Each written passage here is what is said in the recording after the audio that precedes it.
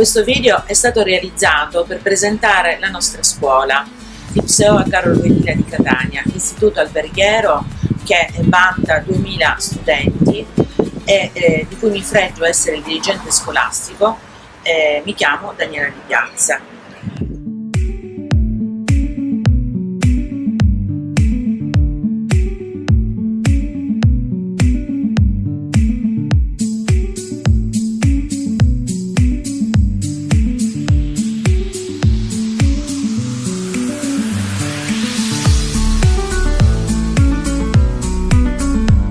La nostra scuola è una scuola eclettica che offre varie opportunità. Abbiamo tantissimi ragazzi provenienti da altri paesi, ragazzi speciali che con grande impegno e grande attitudine frequentano il nostro percorso di studi. Accanto alla preparazione squisitamente professionalizzante, la nostra scuola è attenta da un lato all'innovazione e quindi a quello che è il mondo tecnologico che necessariamente bisogna conoscere e utilizzare nel proprio lavoro, ma nel contempo a quella che viene definita l'internazionalizzazione dei saperi.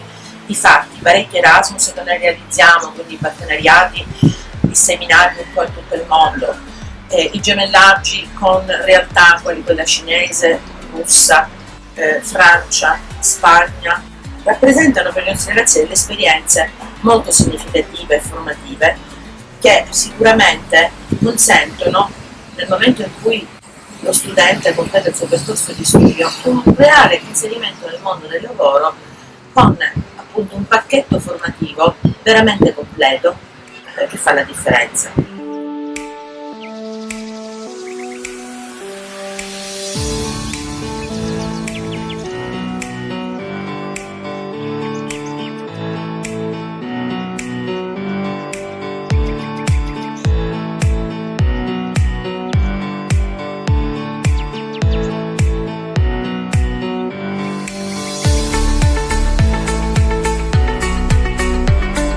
Il percorso di studi dell'alberghiero Wojtyła è un percorso bello, innovativo, propositivo, dà a voi ragazzi opportunità di crescita e di sviluppo in orientamento al lavoro, quindi iscrivetevi. Benvenuti all'Ipseo a Carlo Wojtyła!